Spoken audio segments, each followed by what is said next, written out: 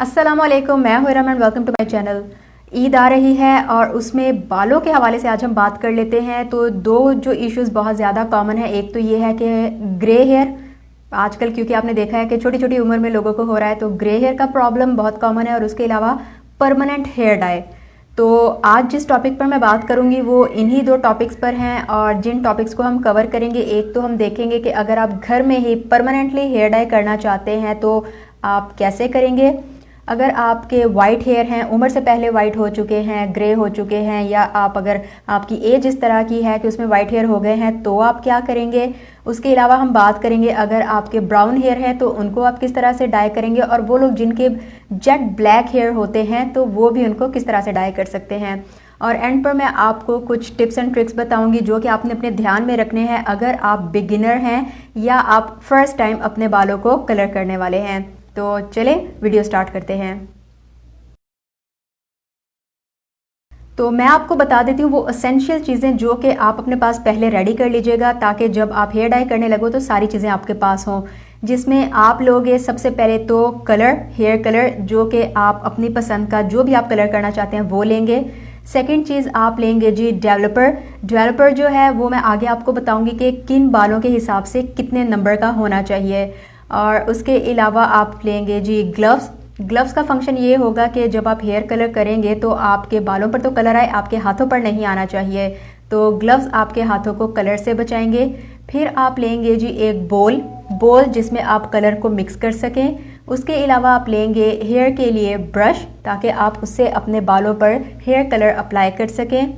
उसके अलावा आप लेंगे जी एप्रन आप जब आगे बांध लेंगे तो वो कलर अगर आपके कपड़ों पर लगता भी है तो वो एप्रन पर ही लगेगा, आपके कपड़ों पर नहीं लगेगा। और एंड पर जो चीज़ आपको चाहिए वो है जी सेक्शनिंग क्लिप्स।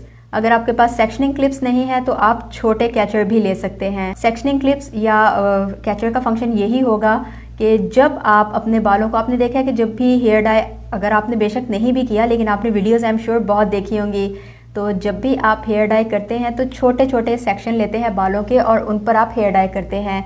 तो उनको फिर आप लपेट के उनके ऊपर आप लगा देते हैं जी सेक्शनिंग क्लिप, ताकि वो बाकी बालों के साथ मिक्स ना हो और आसानी से आप थोड़ा थोड़ा करके अपने सारे बालों में हेयर कलर कर सकें। अच्छा, एक चीज़ मैं आपको बता दूं कि बालों की दो किस्में होती हैं। एक होते हैं वर्जिन हेयर।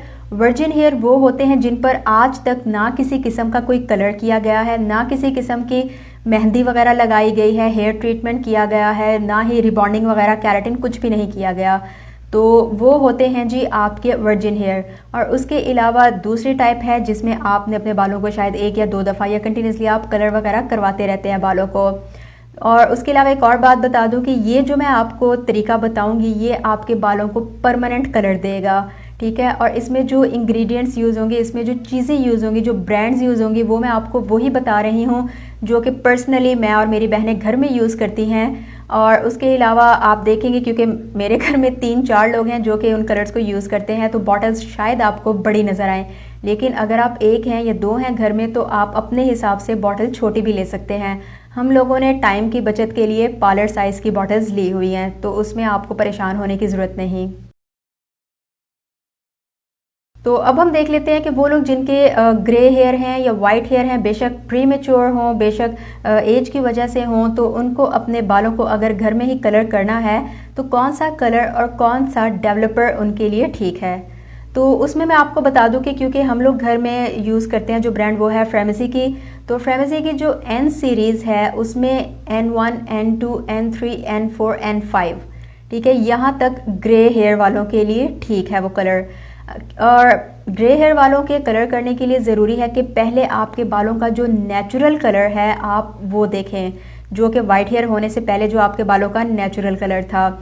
और उसके लिए मैं आपको यहाँ पर चार्ट दे रही हूँ। तो यहाँ पर आप इस चार्ट से देख सकते हैं, अपने बालों को मैच कर सकते हैं कि आपके बालों का वाइट होने से पहले कौन सा शेड था।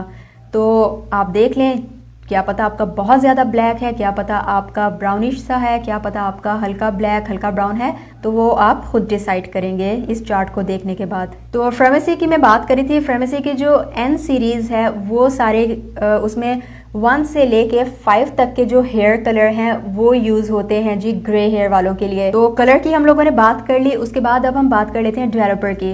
डेवलपर के लिए आप लोगे जी 10 वॉल्यूम का डेवलपर। आपने क्या करना है कि 10 वॉल्यूम का डेवलपर लेंगे और उसके बाद अपने कलर्स का नेचुरल, अपने हेयर का नेचुरल कलर आप देख रहे हैं जो भी है, और उस हिसाब से आप नंबर आपको जो नज़र आ रहे हैं उस हिसाब से आप कलर लेंगे एन सीरीज़ में और उसको आप मिक्स करेंगे डेवलपर में और अपने बालों पर लगा लेंगे। 20 से 30 मिनट के लिए आप इनको लगा रहने दें और उसके बाद आप धो लें। अब कई लोग ऐसे होते हैं जिनके बाल, जिन्होंने हिना वगैरह लगाई होती है या पहले डाई करवाया होता है, तो उसकी वजह से उनके बाल थोड़े से ऑरेंजिश टाइप हो जाते हैं।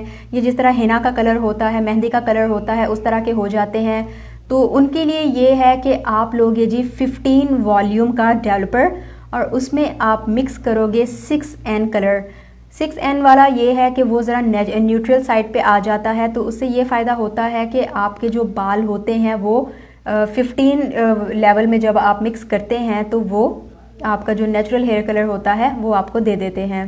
अच्छा, यहाँ पर एक और चीज़ मैं आपको बता दूं कि अगर आपके ग्रे हेयर हैं तो आप अपने बालों को सामने से पेंट करना शुरू करोगे, कलर करना शुरू करोगे और सामने से थोड़े थोड़े सेक्शन लेते हुए आप बैक की तरफ जाओगे। और रूट्स में आप पहले नहीं लगाओगे क्योंकि रूट्स में कलर जल्दी आ जाता है, 5 से 10 मिनट में आ जाता है। तो पहले आप अपने बालों को कलर लगा लें और उसके बाद रूट्स की बारी आएगी। रूट्स में आप 5 से 10 मिनट तक कलर को लगाएं और आपकी रूट्स का भी वही कलर हो जाएगा जो कि बाकी बालों का था। अब हम आ जाते हैं उनकी तरफ जिनके ब्राउन बाल हैं, ब्राउनिश सा शेड आता है, तो उनके लिए हम देख लेते हैं कि कौन सा कलर ठीक है और कौन सा वॉल्यूम का डेवलपर ठीक है। अच्छा, जिनके थोड़ा सा इस टाइप के होते हैं बाल जो कि ब्राउनिश रेंज में फॉल कर रहे होते हैं, तो उनको जो कलर लेना है, आमतौर पर जो कलर होते हैं, परमानेंट कलर्स जो होते हैं वो ज़्यादातर होते हैं चॉकलेट कलर हो गया, कॉफ़ी कलर हो गया, ऐश कलर हो गया। तो इसमें आप ऐड करोगे जी डेवलपर जो कि 20 से 30 वॉल्यूम का हो। अच्छा, ये जो मैं सब आपको बता रही हूँ ये कट डाउन के बगैर है, तो आप अपनी पसंद का कलर ले लो और उसमें जो डेवलपर होगा वो होगा 20 से 30 वॉल्यूम का। अब जो 20 वॉल्यूम होता है वो आपके बालों को एक शेड लाइटन करेगा। अगर आप 25 वॉल्यूम लेते हो तो वो आपके बालों को 1.5 शेड लाइटर करता है, और अगर आप 30 वॉल्यूम लेते हो तो वो आपके बालों को 2 शेड लाइटन करता है। अच्छा, मैंने अक्सर लोगों से सुना है कि 40 वॉल्यूम का डेवलपर भी यूज़ होता है। 40 वॉल्यूम का डेवलपर यूज़ होता है, लेकिन मैं सजेस्ट करूँगी कि अगर आपके ब्राउन या ब्राउनिश शेड के बाल हैं तो आप 40 में मत जाओ, आप 20 से 30 के बीच बीच ही रहो। 40 वॉल्यूम वैसे भी ज़्यादातर उनके लिए बेहतर है जो कि या तो फर्स्ट टाइम बालों पे कुछ करवा रहे हैं, जिन्होंने पहले किसी भी किस्म का कोई भी हिना वगैरह अप्लाई नहीं किया, किसी भी किस्म का कोई ट्रीटमेंट बालों पे नहीं करवाया, तो उनके लिए 40 वॉल्यूम ठीक होता है। लेकिन अगेन अगर आपके ब्राउनिश शेड में बाल हैं तो फिर आप 20 से 30 के बीच ही रहो। अच्छा, जेट ब्लैक बालों का ये मसला है क्योंकि ये बहुत ब्लैक होते हैं तो आसानी से इनमें कलर नहीं आता, तो उसके लिए जो बेहतरीन डेवलपर लेवल है वो है जी 30 वॉल्यूम का डेवलपर और आपकी पसंद का कलर। और फर्स्ट टाइम लगाएंगे आई थिंक कि आपको कलर नहीं आएगा, या अगर आएगा भी तो बहुत ही हल्का आएगा, ठीक है।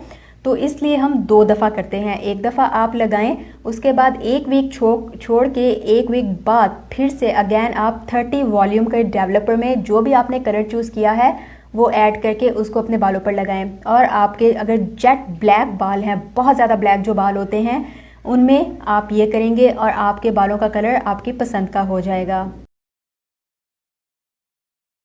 अब मैंने आपको ये तो बता दिया कि डेवलपर कितनी क्वांटिटी का होना चाहिए, कलर कितना होना चाहिए, लेकिन आप अब ये सवाल पूछेंगे कि क्वांटिटी कितनी होनी चाहिए। तो आम तौर पर जो क्वांटिटी होती है वो होती है 1:2।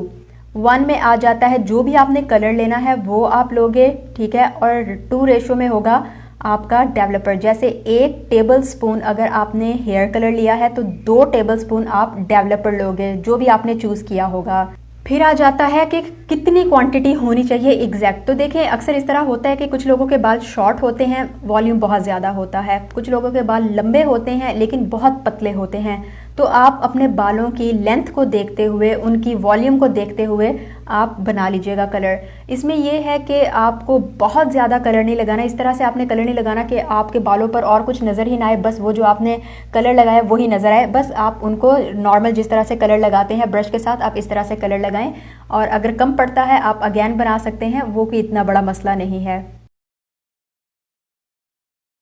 अब हम आ जाते हैं कि कट डाउन क्या है और क्या ये हेयर डाई से पहले ज़रूरी है, क्योंकि बहुत से लोग मुझसे ये पूछते हैं कि आप ही हम लोग हेयर डाई करना चाहते हैं लेकिन हम लोग कट डाउन नहीं करवाना चाहते। तो देखिए, जो कट डाउन होता है आम आसान ज़ुबान में आपको बताऊंगी कि ब्लीच करना बालों को, ठीक है। जिस तरह से हम लोग जिस तरह आपने देखा है अंग्रेज़ों के बाल ब्लॉन्ड होते हैं, ठीक है, तो उस तरह से बालों को करना। उसमें ये होता है कि कुछ कलर होते हैं जो कि सेमी परमानेंट होते हैं, ये टेम्पररी होते हैं, जैसे कि रेड हो गया, पर्पल हो गया, ग्रीन हो गया। तो वो कलर लाने के लिए हम लोग फिर कट डाउन करते हैं आमतौर पे। या अगर आपने बालों में स्ट्रीक्स डलवानी है, बलयाज करवाना है, ओम्ब्रे करवाना है, तो उसके लिए कट डाउन होगा। लेकिन आमतौर पे क्योंकि ये प्रोफेशनल लेवल की चीज़ें होती हैं, स्ट्रीक्स वगैरह और ये सब कुछ, और घर में इतनी आसानी से बिगिनर्स नहीं कर सकते, तो इसलिए कट डाउन की भी ज़रूरत नहीं होती। अब मैं आपको कुछ कट डाउन की शर्तें बता देती हूँ। देखें, कट डाउन आपके बालों को बहुत बुरी तरह डैमेज करता है, क्योंकि आपको पता है कि वो केमिकल से भरा हुआ होता है। इवन कि जब आप हेयर डाई करते हैं और अगर आपके बाल ऑलरेडी बहुत ज़्यादा डैमेज हैं या आपको हेयर फॉल हो रहा है बहुत बुरे वाला, तो आप लोग नोट करोगे कि आपके बाल हेयर डाई के बाद भी गिरते हैं, और कट डाउन तो आपके बालों की वैसे ही दही कर देता है। तो आप क्या करें कि अपने सर से एक फ्रेश बाल आप तोड़ें, ठीक है, और उसके बाद उसे देखें। अगर आपके बाल में इलास्टिसिटी है और उसकी वजह से जब आप उसे तोड़ते हो तो वो थोड़ा सा कर्ली हो जाता है, थोड़ा सा वेवी हो जाता है, इसका मतलब आपका बाल स्ट्रॉन्ग है और वो कट डाउन को, हेयर डाई को सह जाएगा।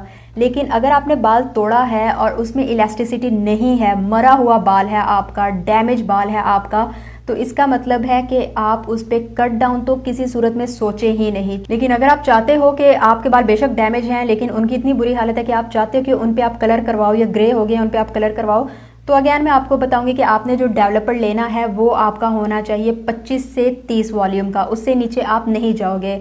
और अगर आपने पहले कभी भी कोई भी ट्रीटमेंट नहीं करवाया हुआ तो फिर आप 40 वॉल्यूम का डेवलपर ले सकते हो। अच्छा जी, फिर ये होता है कि कट डाउन से अक्सर आपने देखा होगा कि बाल आपके ऑरेंज टाइप के हो जाते हैं। तो ऑरेंज को ख़त्म करने के लिए, ऑरेंज कलर को ठीक करने के लिए जो यूज़ होता है वो होता है जी पर्पल शैम्पू। पर्पल शैम्पू की जो कुछ अच्छी ब्रांड्स हैं, एक तो फार्मेसी बहुत अच्छी ब्रांड है पर्पल शैम्पू के लिए, और उसके अलावा लॉरियल वालों का पर्पल शैम्पू बहुत अच्छा होता है, और ये हर जगह से आपको मिल जाएगा, किसी भी कॉस्मेटिक शॉप से या मार्केट से।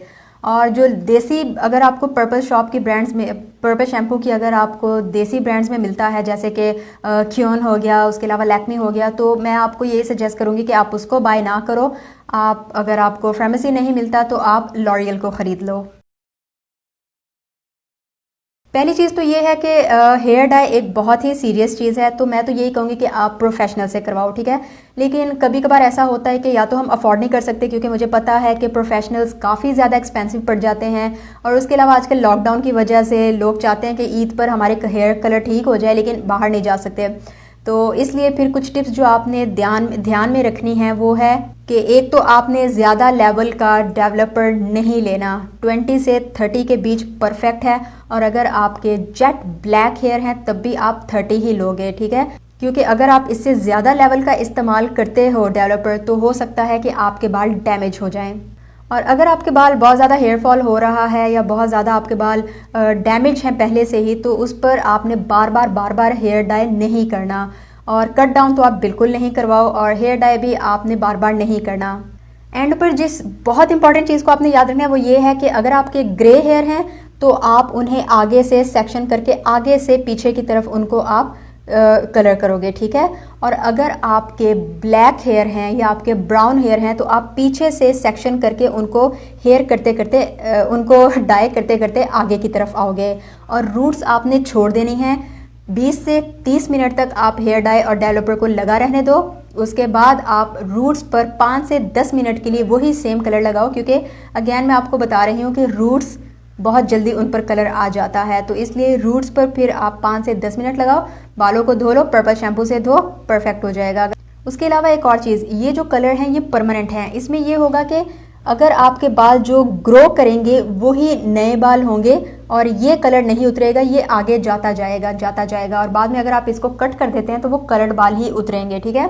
लेकिन एक बात फिर बता दूं कि रूट से जो बाल निकलेंगे, जाहिर है आपने बालों को डाई किया है, रूट के अंदर डाई को नहीं घुसाया, तो रूट से जो बाल निकलेंगे वो आपके नेचुरल कलर में ही होंगे। अगर आपके बाल ग्रे हैं तो वो ग्रे होंगे, और अगर आपके बाल पर्पल हैं, पर्पल कह रही हूँ, ब्राउन हैं, या फिर आपके बाल ब्लैक हैं तो वो उसी शेड में होंगे।